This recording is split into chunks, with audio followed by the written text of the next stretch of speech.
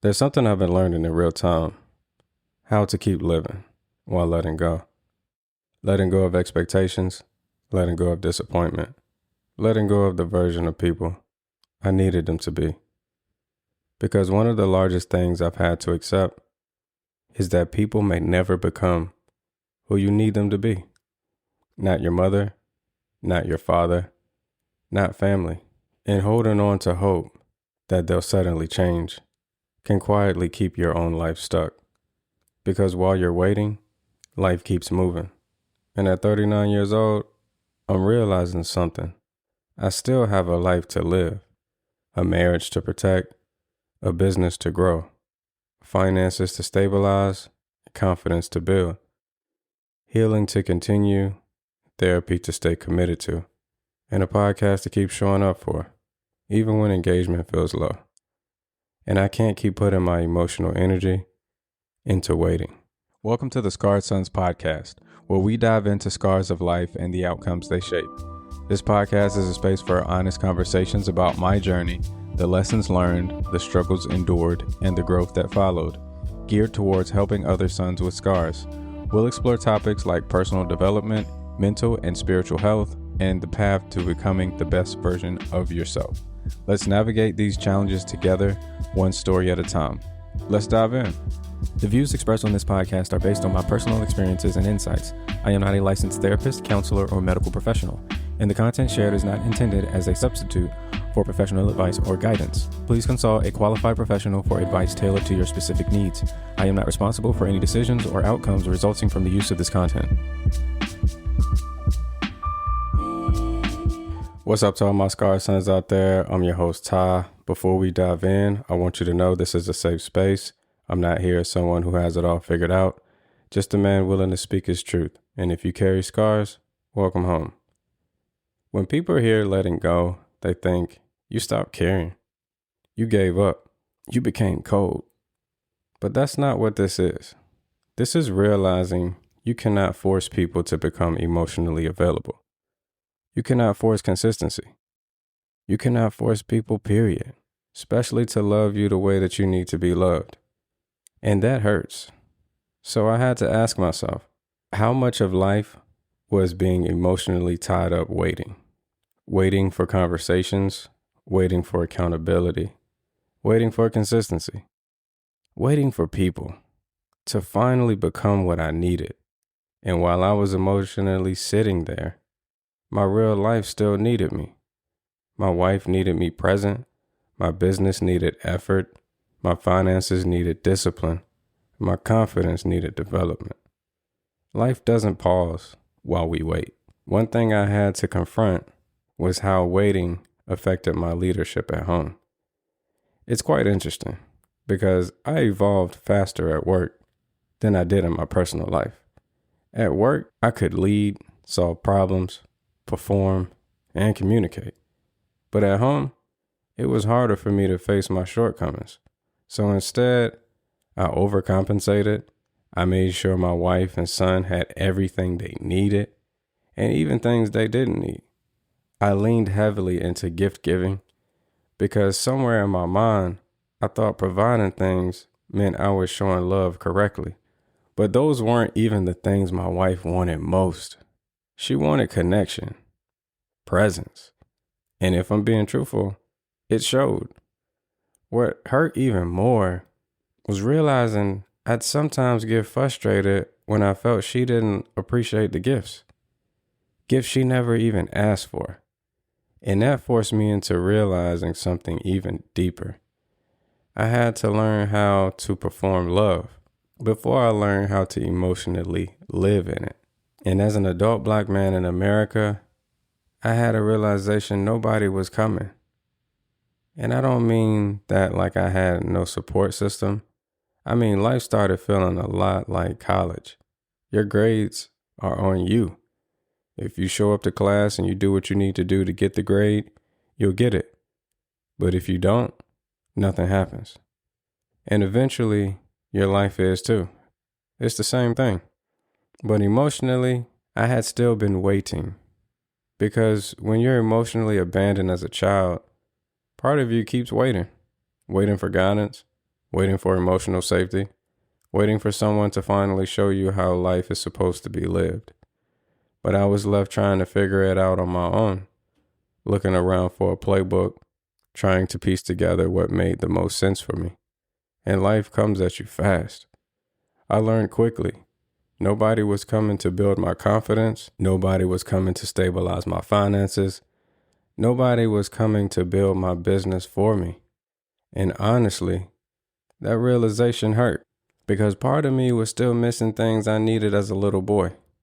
But the moment I identified those gaps was the moment I finally started feeling free. Free to stop chasing what I didn't get. And finally, I started building. And I had to ask myself something uncomfortable. Had waiting become part of my identity? Waiting on the needs of a little boy inside my adult male body. Waiting became comfortable. Instead of building my life one brick at a time, I would revisit moments of neglect and emotionally drown there. Question after question would take over my mind. Why is this happening to me? When will they finally understand what they did to me? Why can't they give me what I needed as a child? What did I do wrong? And while I was waiting for the understanding, change, and consistency, I was robbing my current life opportunities because I kept emotionally running back to the past, trying to make it all make sense. And meanwhile, life kept moving. God's plan for my life kept waiting on me because I wouldn't stop trying to tell God what I needed in order to move forward. Imagine that. And eventually, I had to stop playing the blame game. That was a childish game that I carried into adulthood. And as scripture says, when we grow, we must put away childish things. I just wasn't ready yet. I actually have a scripture I want to share with you that's in tune with this episode. It comes from Isaiah chapter 43, verse 18 through 19. Forget the former things, do not dwell on the past. See, I am doing a new thing. God isn't saying your past didn't matter. He's saying don't stay stuck there. Don't miss what's trying to grow in your life right now because you're emotionally living somewhere else. This feels like a good time to pause for the mirror moment. So let's dive in. The mirror moment is a space where we slow down and take an honest look at the man in the mirror. No distractions, no pressure, just reflection. Look at the man in the mirror. What are you still holding on to that's keeping you from moving forward? Is it a person, an expectation, a version of life you thought it would be? And be honest, what has holding on to that been costing you? Your peace? Your growth? Now ask yourself this: what would it look like to let it go and still keep living? Thank you for listening to this week's Mirror Moment. Let's get back to the episode. Another thing I've been uncovering is how uncomfortable praise has always made me feel. When my parents told me I could do something, my world lit up. Because it happened so infrequently, I found myself constantly wanting to hear it again before I fully believed it. And I unknowingly carried that into adulthood. I allowed the world to tell me who I was instead of knowing internally who I was. That's been one of my biggest battles. Because when that belief system isn't built internally, you start second guessing yourself constantly. Someone can compliment you and you struggle to receive it. Someone can criticize you and part of you immediately wonders, are they right? I used to mask this by calling it imposter syndrome. But for me, I knew it felt deeper than that sometimes. It was an internal war, asking myself daily, am I enough to have what I have? Am I deserving of more? At some point, I realized I had spent so much time focused on who hurt me and why, that I hadn't spent enough time discovering who I was becoming. Outside of the pain, outside of the disappointment, outside of the emotional survival mode, I'm becoming a husband, a businessman, a creator, a man trying his best to heal in a healthy way. And maybe for the first time in my life, I'm finally starting to see myself outside of what hurt me. Not just as a wounded son, but as a man building something meaningful. As I continue learning myself, I'm realizing I value experiences more than material things now. I used to chase the latest and greatest, but now I feel more in peace, simplifying my life. Ironically, I get the same compliments now while spending far less money. I don't rely on brand names to make me feel valuable anymore. I make what I have work. And for the first time in a long time, I feel myself walking taller, prouder to be me. Not because everything is perfect, but because I'm becoming more comfortable with who I actually am. Accepting that nobody is coming actually gave me more ownership over my life. It allowed me to start gathering pieces of myself that had been left behind in different seasons of my life. It reminds me of watching my grandparents work on puzzles together. One of the coolest things I ever witnessed growing up.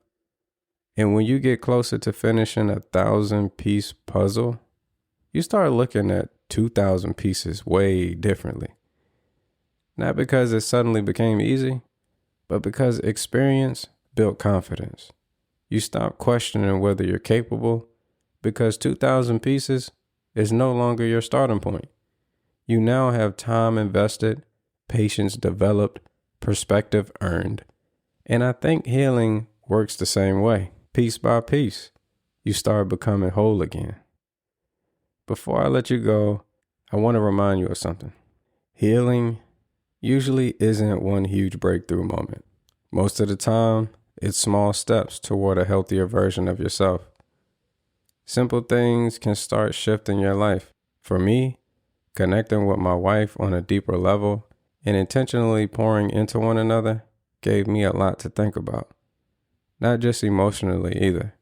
I'm talking about eating habits that help you feel better physically, choosing fresher foods, being more intentional about what you put in your body, taking a few moments to slow down, walking, riding your bike, grabbing a coffee or tea, and sitting at a park or even sitting in your car somewhere quietly. Just giving yourself space to breathe. All of those moments matter because those small choices help lead you towards breakthrough moments. And I think for a long time, I was looking for quick validation instead of building intentional habits. Now I'm learning peace is built daily. Confidence is built daily. Healing is also built daily. And if you stay committed to becoming better, you can arrive at a place in life where your peace and your confidence can no longer be stripped away by other people. You deserve a life that isn't built entirely around disappointment.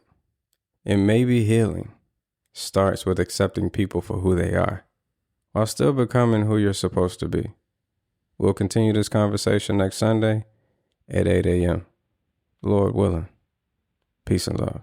Thank you for joining me on the Scarred Sons podcast. Remember, every scar tells a story, and every story has the power to inspire growth. If today's episode resonated with you, I'd love to hear your thoughts. Feel free to reach out and share your journey.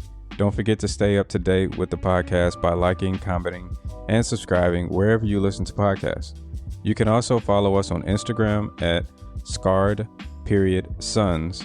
for more content and updates. Until next time, keep moving forward, keep healing, and remember, scars don't define you, they shape you. Stay strong, and I'll see you in the next episode. Peace.